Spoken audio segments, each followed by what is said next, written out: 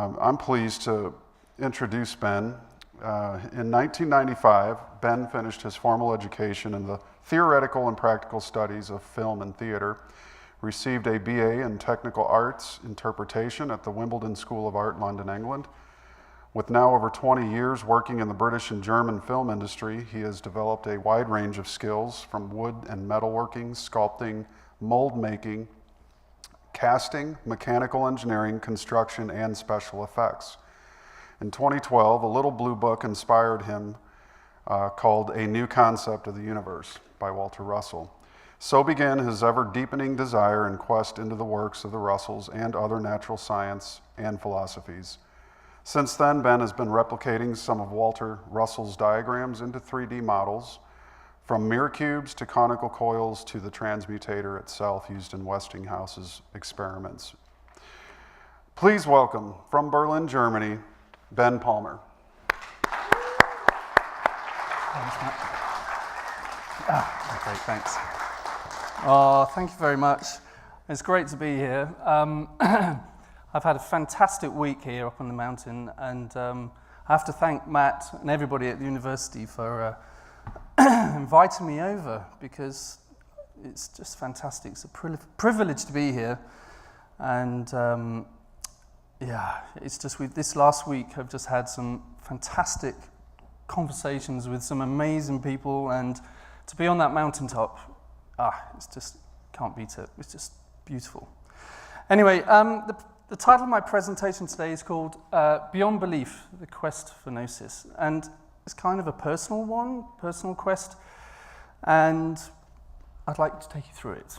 So I should probably start by asking the question, what is Gnosis? Now, hang on, I have to get, there we are. The word Gnosis is a Greek word for knowledge, which refers to any type of direct communion with a transcendental God. It is not only knowledge of the divine, but it's also of thyself, nature, and the world. Gnosis is not something that you find outside of yourself, but comes from within, by a way of interior and intuitive means, and is accessible to each and every one of us. So, no third party required. Just our own focused, concentrated desire and intent, your own inner work. However, on very rare occasions, this fountain, wells up and bursts out in a very, very powerful and intimate way. And at other times, not quite so powerfully. But one thing is for sure, those who experience such an episode, their perception of life has changed forever. Among other things, they lose the fear of death and no longer see themselves as the single unit of mankind, but sense the whole. It can also be a rather dangerous experience. A powerful episode can suddenly overwhelm an individual, and one may find himself difficult to come back to this reality, to this realm. It could produce a great deal of fear and anxiety. If you were without any foreknowledge of such events occurring, you would have every reason to believe that you were going completely bonkers, completely mad. And I'm sure there are many people in institutions today who are diagnosed as schizophrenic and may actually have had a powerful spiritual experience. I think Nietzsche was a good example from this. He was institutionalized and incarcerated right up to his death in 1900. But before he died, he managed to get his great work, Thus Spoke Zarathustra, smuggled out and later published. I would also say that such an experience is the primary cause of religious and spiritual traditions. There are many kinds of theories out there of how they begin, but in my view, they don't start with a concept or a precept, motives for power or control. I feel their origins stem from such a transcendental experience. When an individual experiences such an episode, which is of an unordinary nature, something that transcends the usual human experience, something that is so radically different. It's another realm, it's another kind of reality. They will feel a great need to somehow communicate and make available this found new knowledge to others. And so, people will be inspired. Disciples gather round, and as time goes on, the primary experience is written down into various sacred scriptures, and eventually, that is all that remains of the original experience. Of course, these documents will become extremely sacred. Rules of law, rules of behavior, commandments will be added, and then other things will be added to which will dilute the original experience further.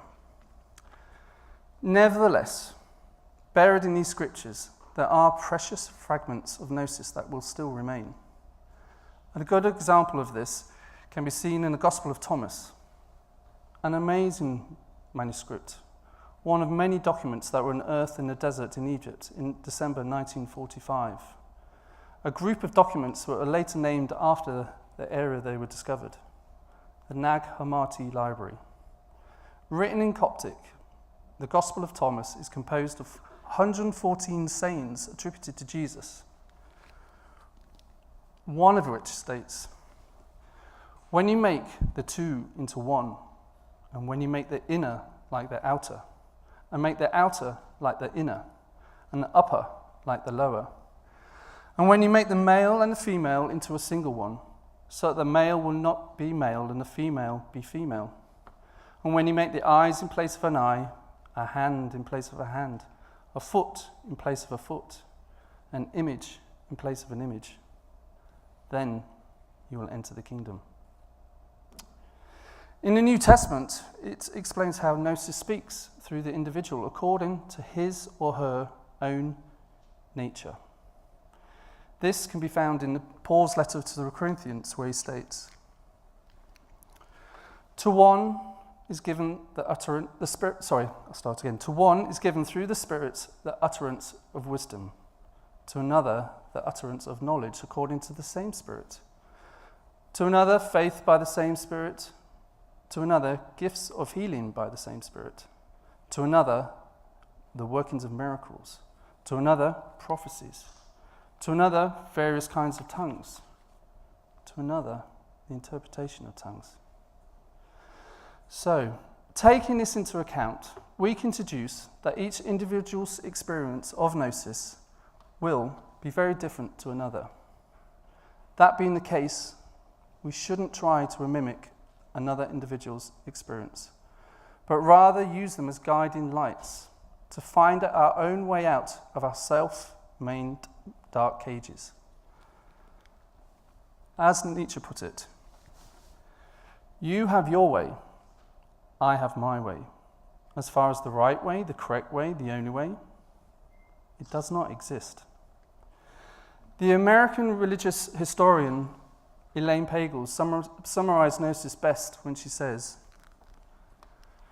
"Gnosis is not primary rational knowledge.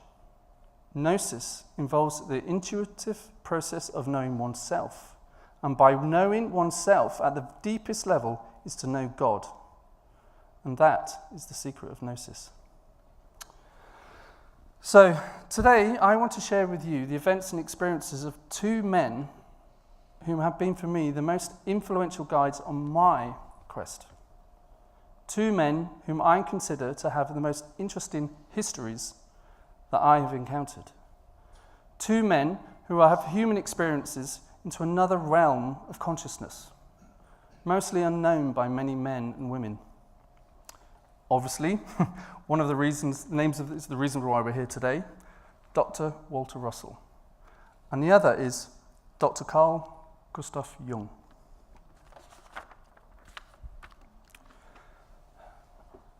The complexities and struggles of these two men's illuminating and visionary events is little understood. And if one was to listen to their stories and was unaware of their lifetime achievements, one might think they were listening to the details of someone who's completely crazy. Crazy stories come from crazy people, so they go into the crazy box. But you can't do that with these two individuals. As the saying goes, Action speaks louder than words.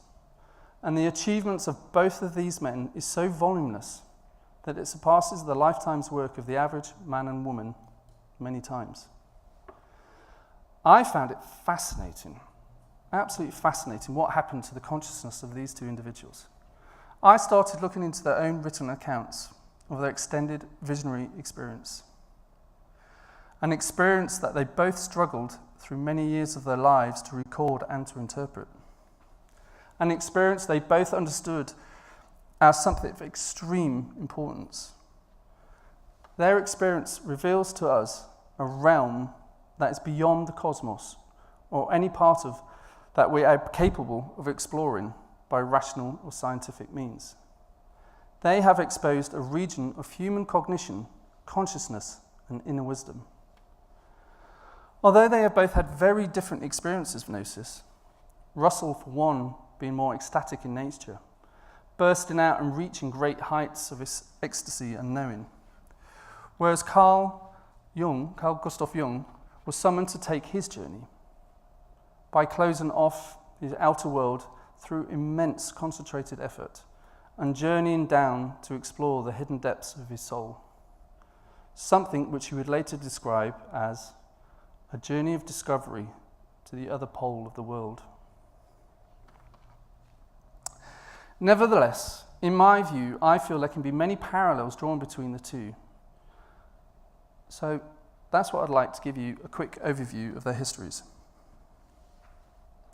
With only 3 years apart and around at the time of the First World War, Walter Russell and C.G. Jung, through their own unique natures and inclinations, experienced a journey of exploration and illumination. They both experienced and describe a journey of discovery into an unknown realm rarely experienced by others. There they met a reality, an independent objective fact, and it had a story to tell. And this story, this fact, was felt by both to be something so precious, something so vital, alive, something of singular importance that they needed to share with the people of their time. Each man kept private accounts of their experiences, records of what they had seen and heard. Each toiled for decades to find new ways of interpreting their visions and expressing it to others. Each man foresaw the approaching carnage, the terrifying death and destruction of the world wars. However, they both saw a new beginning, a new way of things to come, a new God image. And both Russell and Jung confirmed in an unequivocal statement that there is indeed a living fact, a substrata of human consciousness, a province of experience, which is the spring of creative power that transforms human life.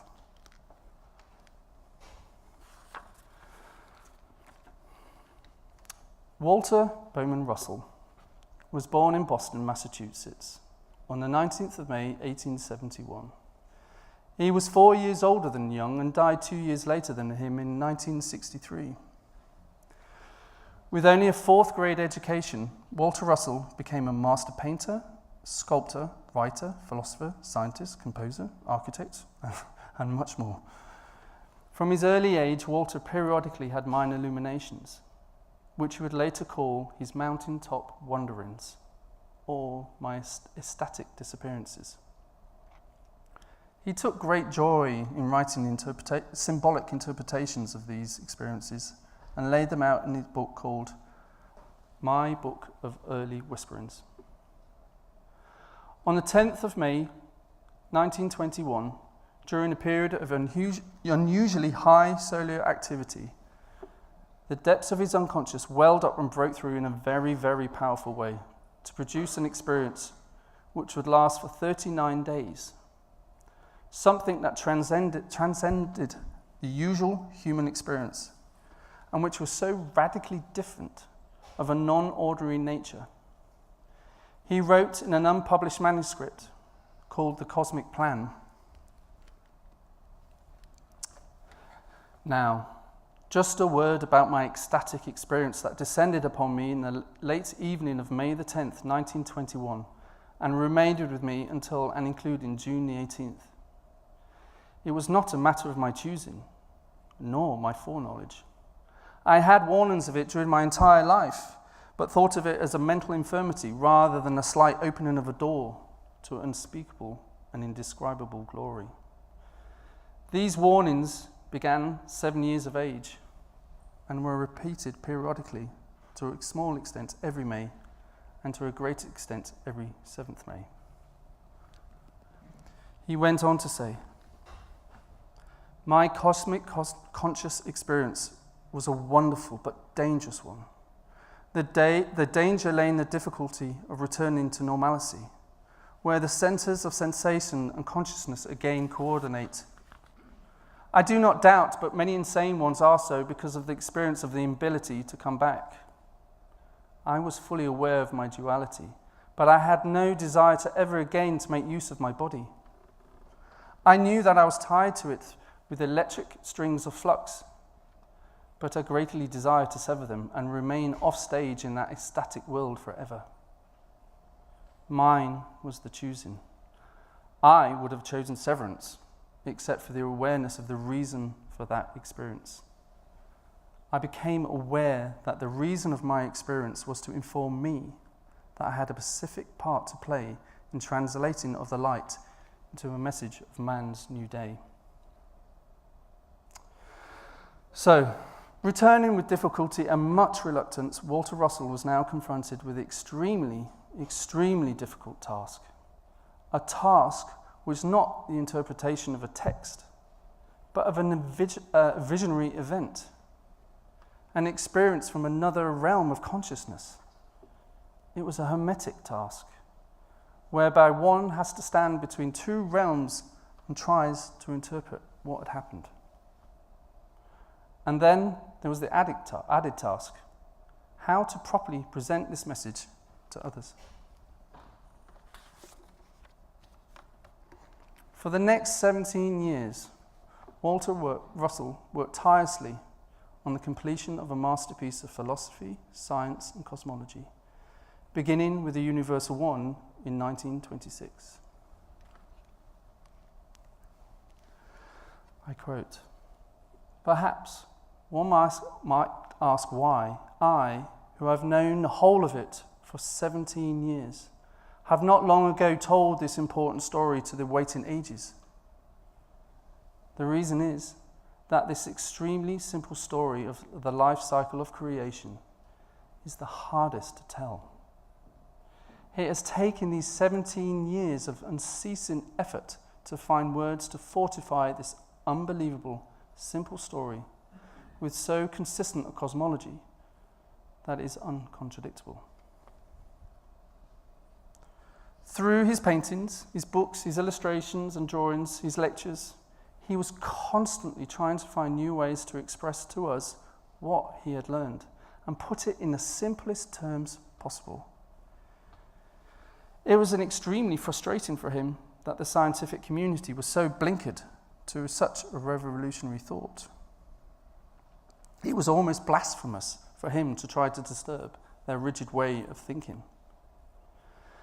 This originality, this creativity, this sheer volume of work does not come from the average mind or from the ordinary experience of life, but from someone who's able to touch, to respond to a deeper realm of human experience.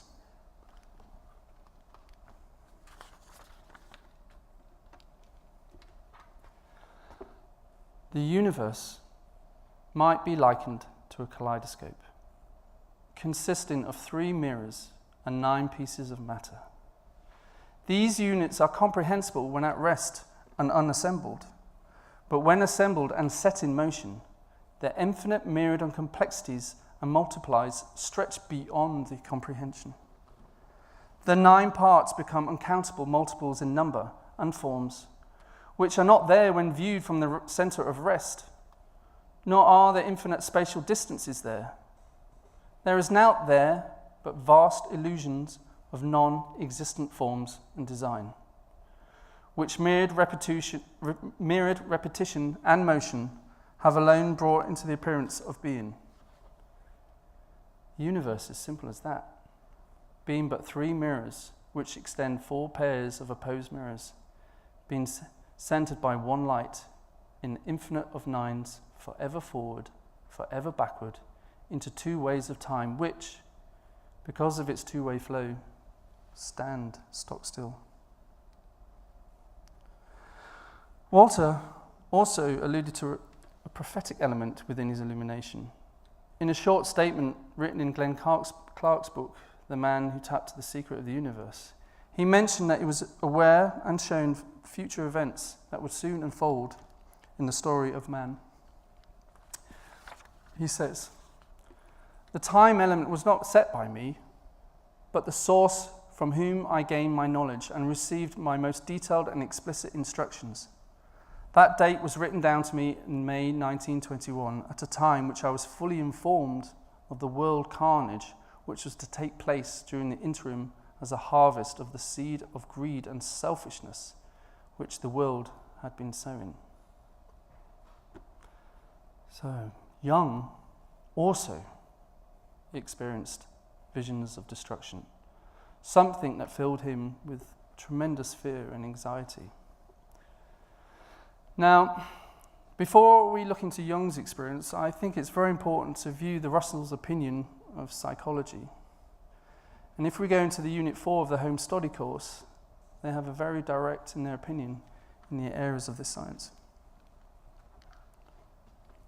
Sorry, it's quite a long quote, this one. But the entire principle of psychology is misunderstood, misrepresented, and misnamed. Its dictionary describes its description stems from the word psyche, meaning the human soul. There is its claim in right of name. Its own definition is far from that and is absolutely unrelated to the soul. And they continue. Psychoanalysis tries to cure personal defects which have their cause in the unconsciousness. It endeavours to make the patient bring the unconscious parts of his personality into consciousness. This basic misconception of the meaning of consciousness places the entire science on a purely physical basis and does not touch the mental or spiritual. What the above sentence means should be more properly stated as follows. It endeavours to make the patient recall his forgotten dormant brain records by stimulating his remembering of them. Psychoanalysis is engaged solely in behavioralism and endeavours to straighten out abnormalities by restoring rhythms. It is purely clinical and physical practice as the doctor's practices. It endeavours to do for the brain what the doctor does for the heart, and that is all.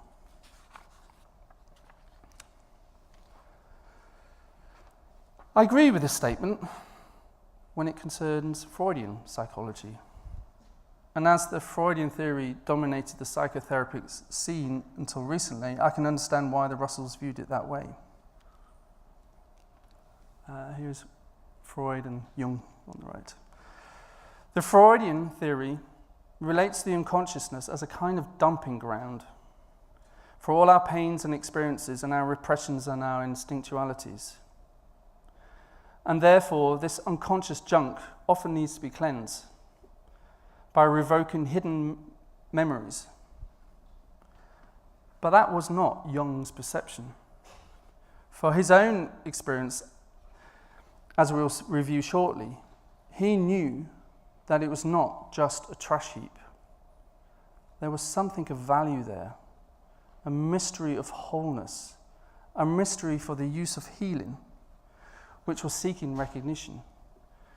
So, after 6 6-year misadventure with Freud, Jung was forced by fact of his experience as a physician and his own experience to throw aside the theory of his age. He severed his professional association with the psychoanalytical movement because he knew the theory was wrong. There was something more. This separation with Freud left Jung alone and isolated. Most of the analysis and theoreticians which he knew remain with Freud and his theories about the nature of unconsciousness. He wrote in a letter towards the end of his life during the time which he was deeply depressed and in despair because he felt he had failed.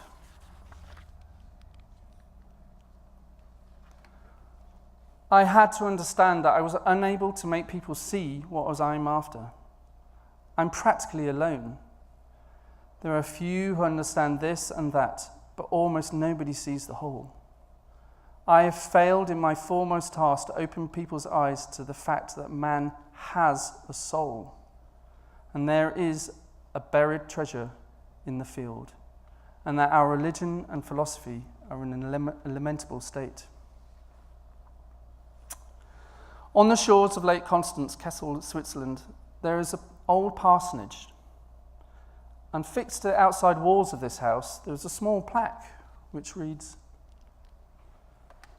"In this house was born Carl Gustav Jung, the 26th of July, 1875 to the 6th of June, 1961. Explorer of the human soul and its hidden depths." Jung's exploration began slowly in his early years.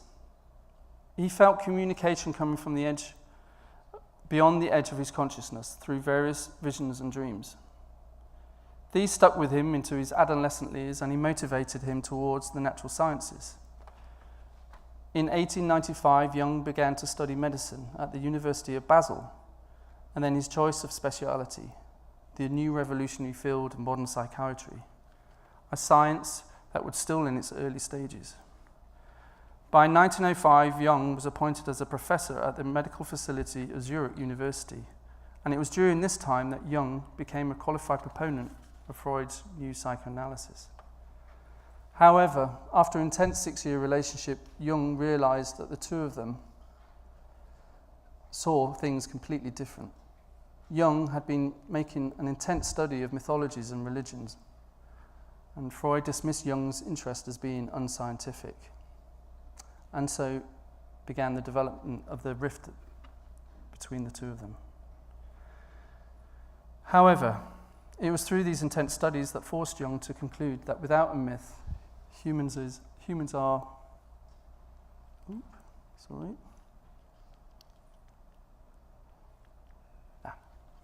like one uprooted, having no true link to either the past or the ancestral life, and that continues with him or yet with contemporary society.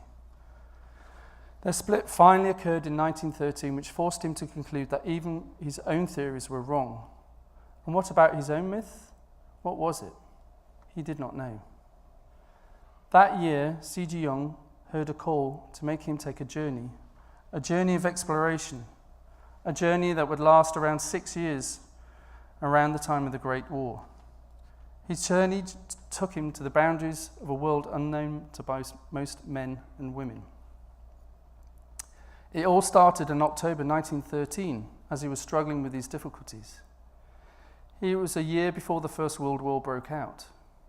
He was on the train going to his mother-in-law's house in Sachsenhausen, and he was reading a book when the train entered the tunnel, and suddenly, before his eyes, he had a vision. He saw a vast wave of blood covering all of Northern Europe, all the way up to the Alps, and he saw that the civilization, floating bodies, destroyed houses. The same thing happened again 2 weeks later on the same train in the same tunnel.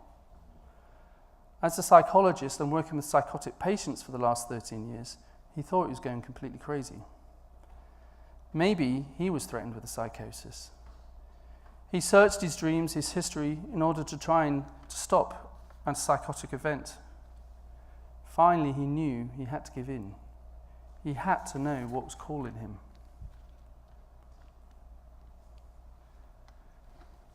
When I had a vision of the flood in October the year 1913, it happened at a time that was significant for me as a man. At that time, in my 40th year of life, I had achieved everything that I'd wished for myself. I had achieved honor, power, wealth, knowledge, and every happiness. Then my desire for increase of these trappings ceased, and desire ebbed away from me, and a horror came over me. The vision of a flood seized me, and I felt the spirit of the depths, but I did not understand him. Yet he drove me on with unbearable inner longing. So, on the night of the 12th November 1913, Jung called out to his soul. I have to read this quote because I find it so heart-wrenching and it's quite amazing, I think. My soul, where are you? Do you hear me? I call you. Are you there? I have returned. I'm here again. I have shaken the dust of all the lands from my feet. I have become to you. I'm with you. After long years of wandering, I have come to you again. Should I tell you everything I have seen, experienced, and drunk in? Or do you not want to hear all about the noises of life of the world? But one thing you must know. One thing I have learned is that one must live this life. This life is the way, the long sought after way to the unfathomable, which we call divine. There is no other way. All other ways are false paths. I found the right way. It led me to you, to my soul. I have returned tempered and purified. Do you not still know me? Do you still know me? How long the separation lasted? Everything has become so different. And how did I find you? How strange my journey was. What word should I use to tell you, and what twisted paths a good star has guided me to you? Give me your hand, my almost forgotten soul. Life has led me back to you. Let us thank the life I have lived and all the happy and all the sad hours for every joy and every sadness. My soul, my journey should continue with you. I will wander with you and ascend to solitude.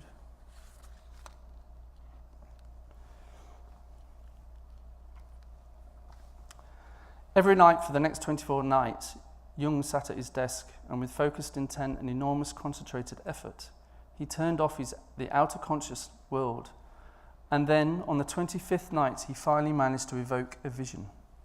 He told a seminar in 1925 that the mechanics had worked wonderfully well, but he didn't understand what it meant. On the 22nd of December, he experienced another vision. This time it wasn't evoked. This was the beginning of his visionary experience, which would last for a large part for the next 2 months and periodically for over the next 5 to 6 years. Many biographers look at this period of Jung's life and describe him as having a psychotic break. Others simply call it a creative illness. It wasn't until a year later, in August 1914, when the First World War broke out, that he realized what he had experienced was not a psychosis, but a precognition and a revelation of events that were about to transform his land, his world. And it was at this point he realized the importance of his work and what he had to do.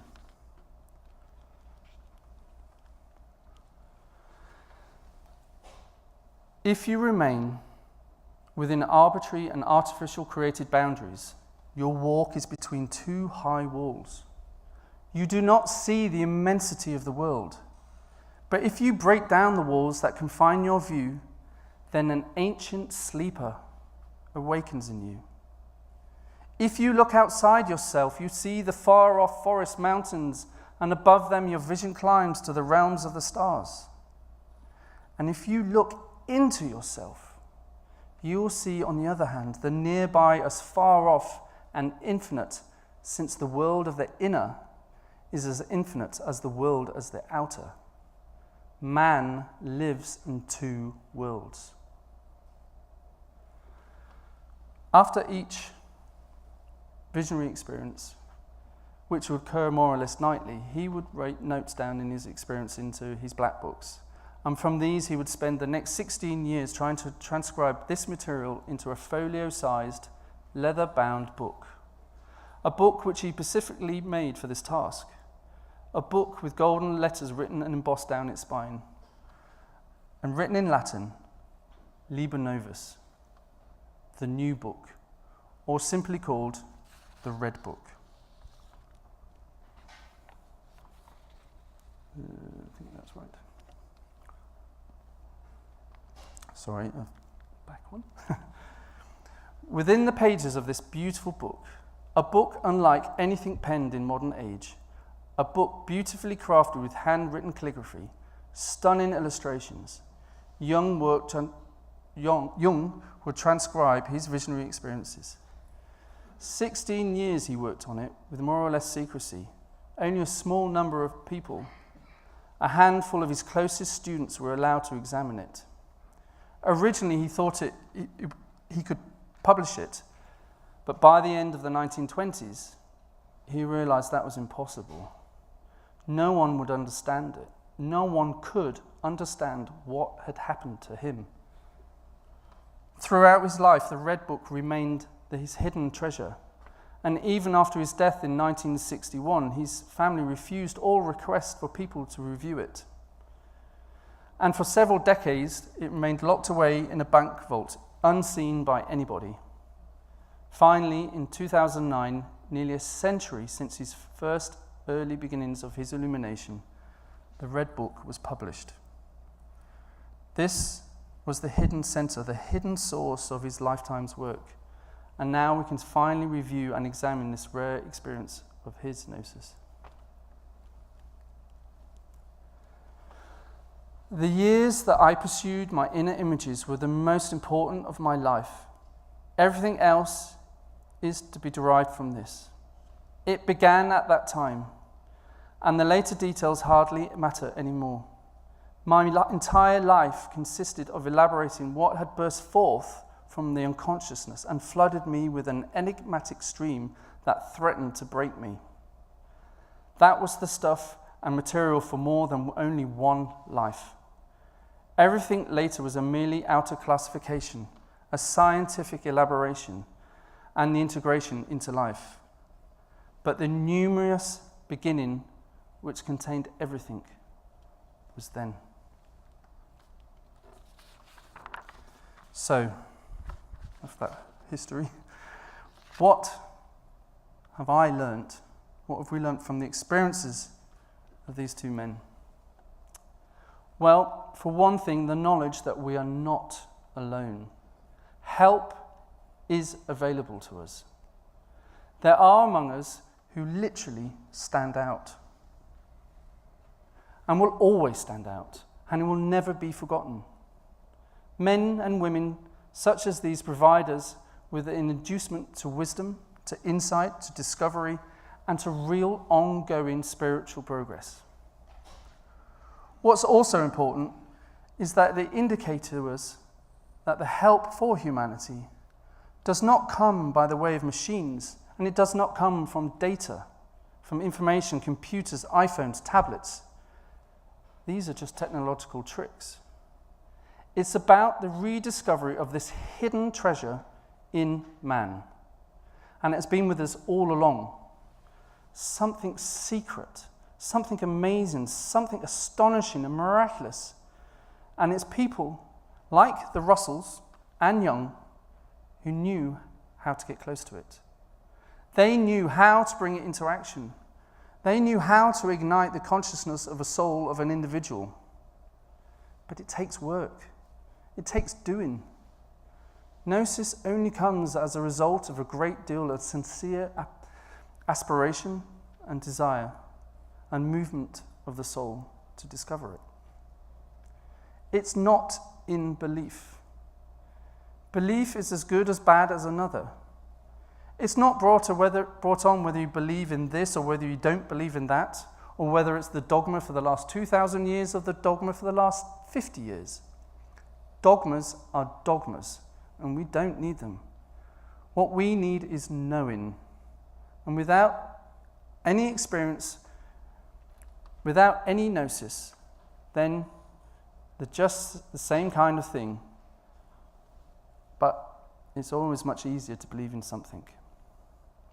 We need to rediscover through our own natures, with focused intent and effort, with first-hand transcendental knowing, and to bring us to a point of gnosis.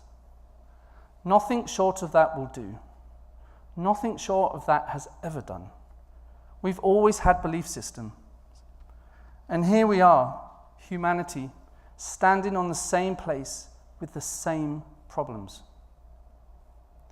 We have to participate and assist these messages by the way of deepening our own consciousness, sharpening our own intuition, and devoting time and energy to recognize the infinite heights and depths within us.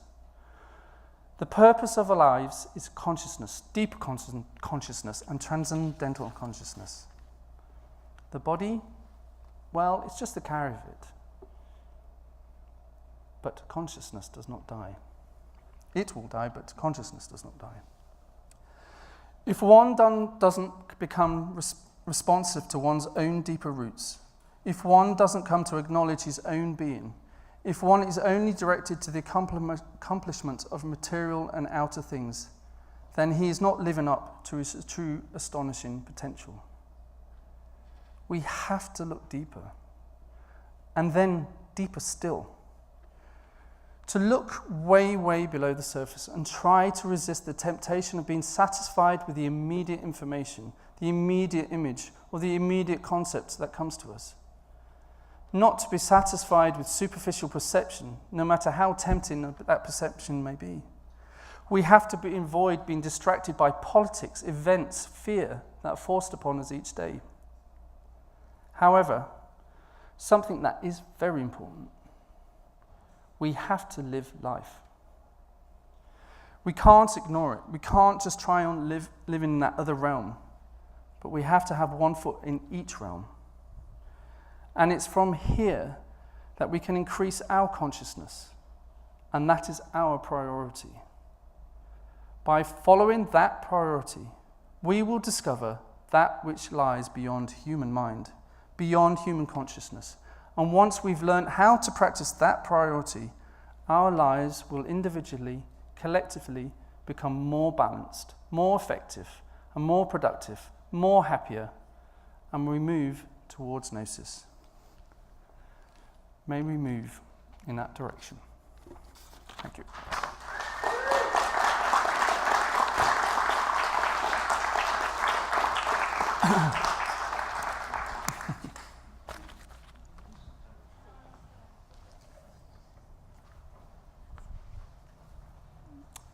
Any questions?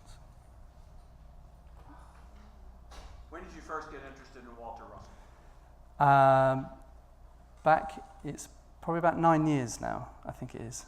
9 to 10 years, yeah. And it wasn't anything profound. It was just that I discovered the new concept in the universe, and then I was off. Yeah. And from then, it's just looking into Walter and Leo's science, but also others such as Victor Schauberger, Steiner, all of them, because I just find it fascinating, the whole thing. And so yeah, that's how I started.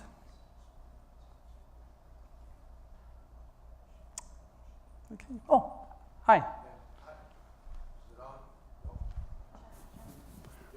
Well, there we go. I read Jung a long time ago. I never knew about the Red Book, so that was very interesting. And I knew Mrs. Coe, who was from Switzerland, who worked with him when I was a young man. And I'm looking for perhaps from his work, what are things that a person can do, perhaps other than, he does suggest that we go within, practice, for lack of any other word, meditation of some sort, to look for our soul, listen to our soul, and perhaps his work in even greater ways than I know led to people exploring dreams and ways to interpret dreams and all this inner phenomena that he was experiencing in his journey. If you had any comments on that. I mean, certainly from what I've taken from Jung is that the imagination is extremely important, and I think it's our divine gift.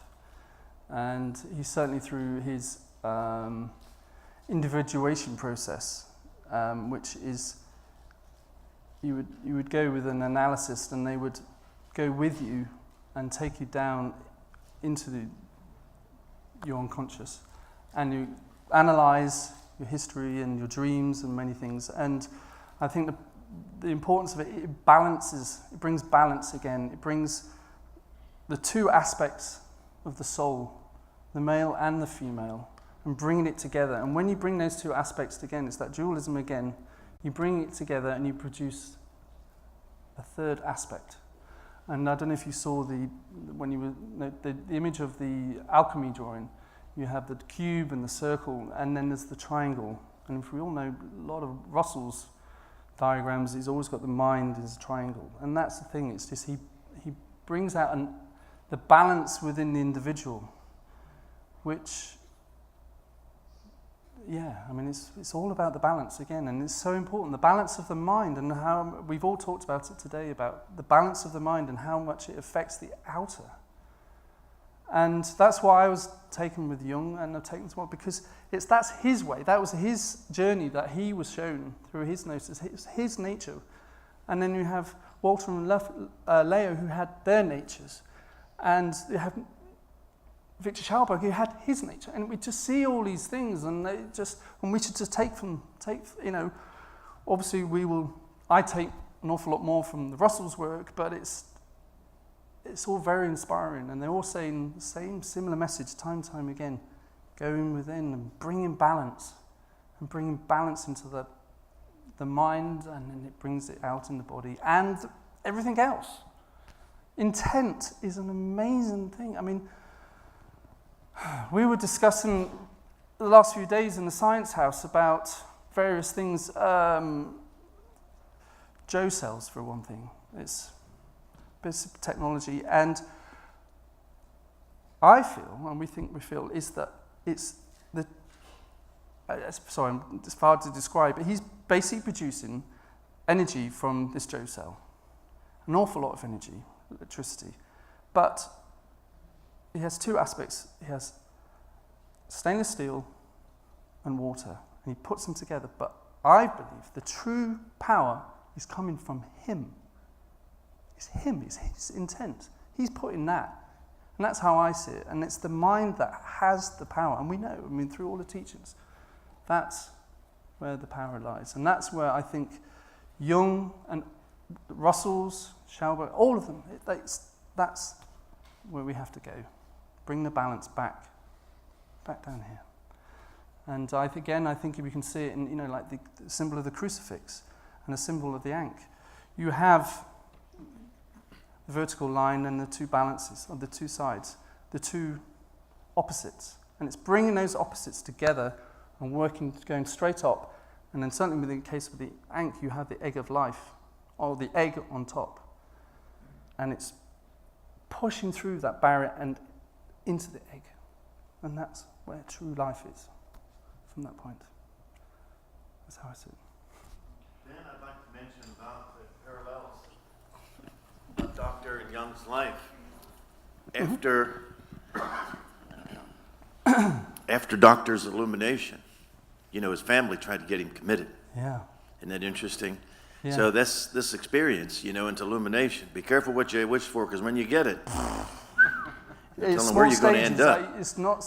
Yeah, absolutely. I thank you for bringing that to light, the parallels in there. And it's the same. Jung was also the same. He had it throughout his childhood. It kept coming, and that's why he couldn't grasp it with Freud, because he was too materialistic. Because Jung had those experiences as a child. He knew there was something much, much deeper. And it's the same with Walter. But when that experience came, it would blow my head off. I'd probably be in the loony bin.